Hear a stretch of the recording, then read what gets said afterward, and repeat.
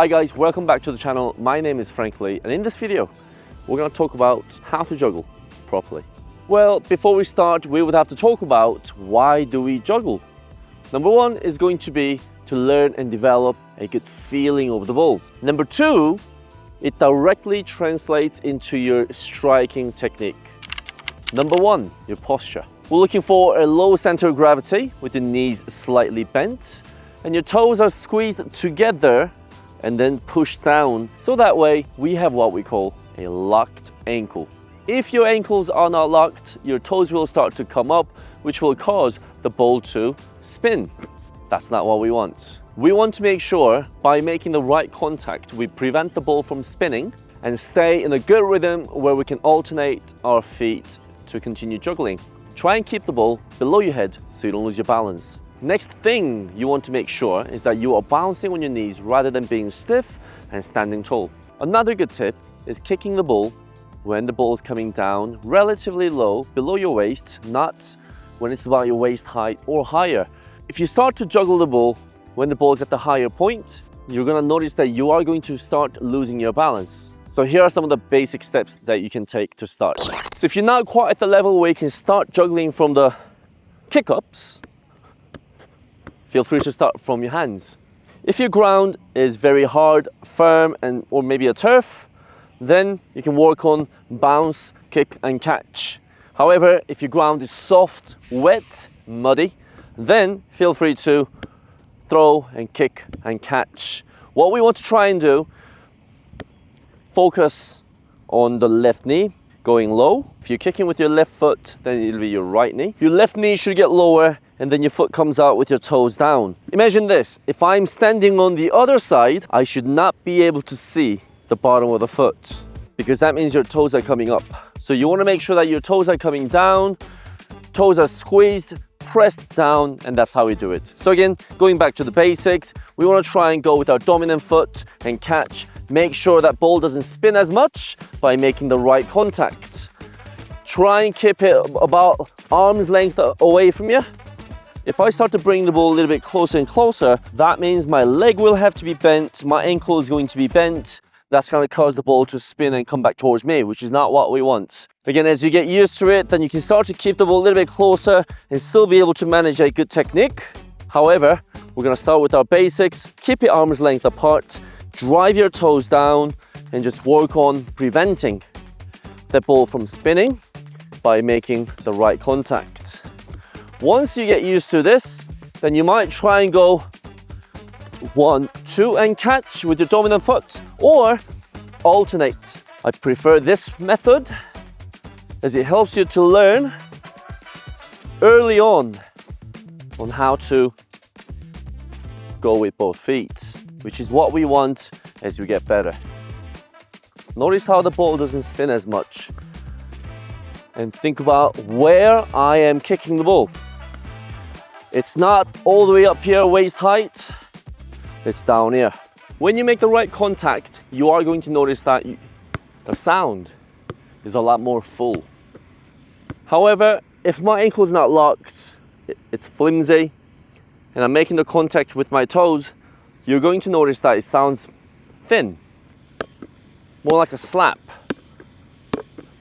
compared to.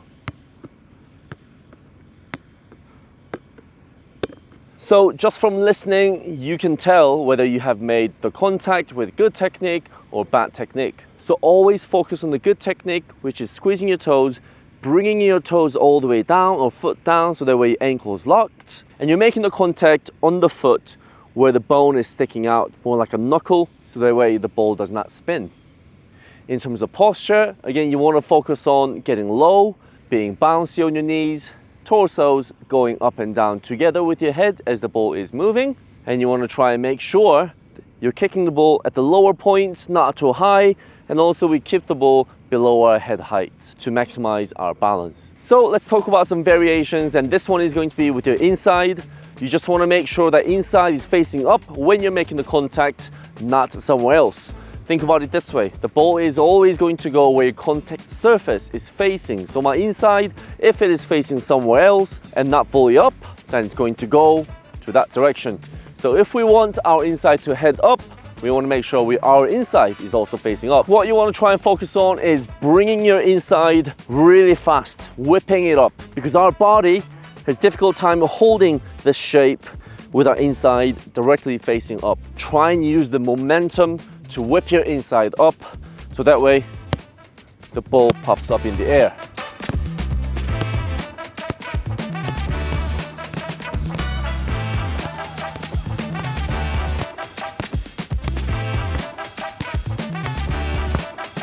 So as you get better on the instep and the inside, what we're gonna do is we're gonna mix and match. So we'll do double, instep, instep, inside, inside. 1, 2, 3, 4.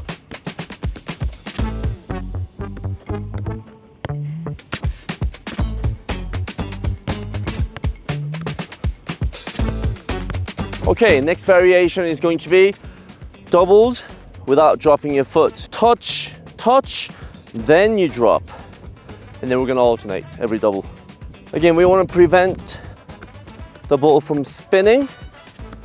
And this is a very good variation for you to work on to improve your balance, technique. It's fun. Oop. There we go. Right, so the last variation is going to be every 3 touches, 3 to 5 touches, we're gonna pop the ball up above our head, and then we're gonna bring it down without dropping it, and then we'll continue doing so.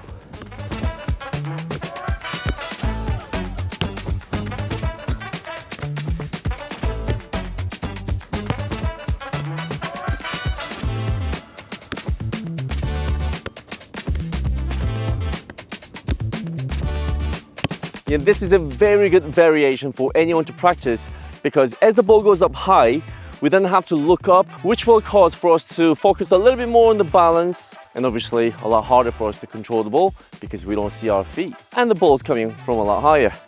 You can work on controlling the ball with your inside. You can also work on controlling the ball with your thigh. You can also work on controlling the ball You can also work on controlling the ball with your non-dominant. So the reason why we want to make sure that our toes are down, not up, and we want to prevent the balls from spinning is because this technique directly translates into your ball striking ability or technique. As you get better and better at this, then we can start to work on manipulation of the ball, which then we can start using our toes up, deliberately giving that spin on the ball, and just having fun with it. But for now, we focus on making sure that we juggle with proper form.